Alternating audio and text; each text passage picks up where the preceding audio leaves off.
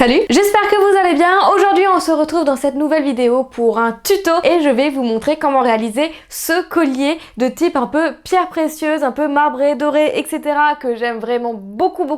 Je vais tout montrer de A à Z, du départ en partant vraiment de la pâte polymère jusqu'au montage de collier. Donc voilà, j'espère vraiment que ce tuto va vous plaire et je vous souhaite bon visionnage. Je commence par prendre de la pâte translucide et non du blanc. C'est vraiment très important de prendre de la translucide pour avoir justement cet effet de pierre précieuse. Donc je malaxe un petit peu pour chauffer la pâte et je coupe plein de morceaux. J'en fais de différentes tailles, n'en faites pas des trop petits. Une fois que c'est fait, je sépare bien tous les morceaux. Donc comme vous pouvez voir, il y a quand même pas mal de tailles différentes et ce sont des morceaux assez gros.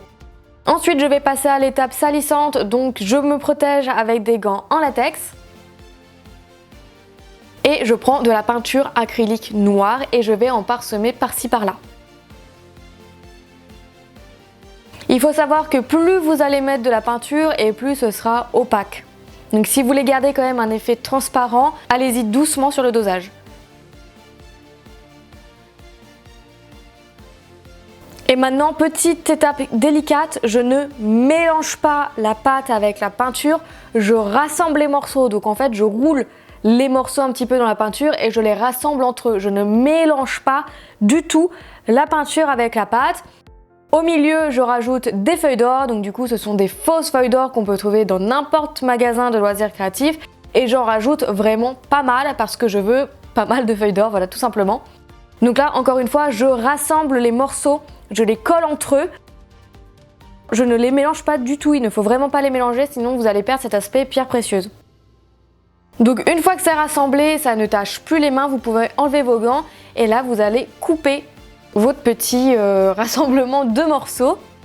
Et regardez-moi cet effet, et c'est là où en fait on comprend bien qu'on n'a pas mélangé, on a juste rassemblé. On voit les morceaux en fait de translucide qui sont entourés de peinture noire et c'est vraiment cet aspect qu'on veut. Ensuite je colle les tranches entre elles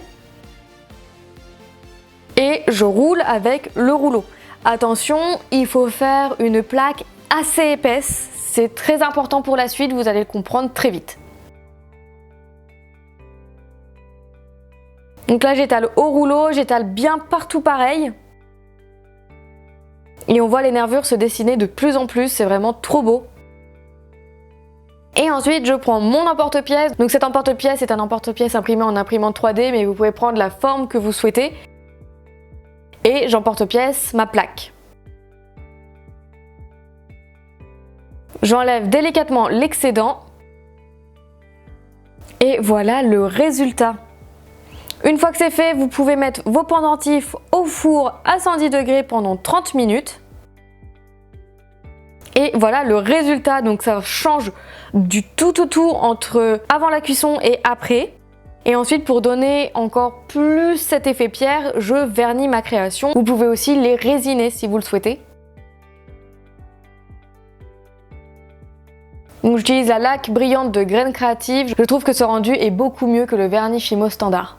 Une fois que vos pendentifs sont bien secs, je vais les percer avec ma perceuse manuelle. Et je les perce en fait en haut sur le côté. Et c'est pour ça que vos pièces doivent être assez épaisses pour pouvoir les percer et insérer un piton.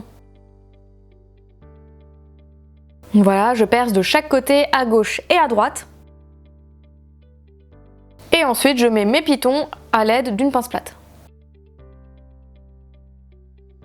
Évidemment, on met le deuxième de l'autre côté. Et ensuite, on va commencer à monter tout ça. Donc, j'ai décidé de rajouter des perles. Donc, pour ça, je prends un clou à œil, j'enfile ma perle, je coupe l'excédent du clou et je refais ma boucle à l'aide d'une pince à embouron.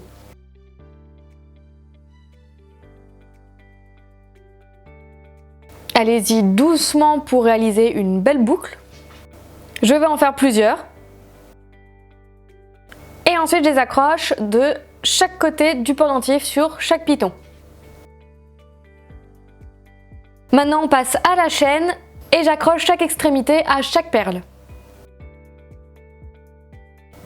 Ok, maintenant on va chercher le milieu de la chaîne tout en haut et on vient l'ouvrir. D'un côté, c'est tout simple, je rajoute un mousqueton.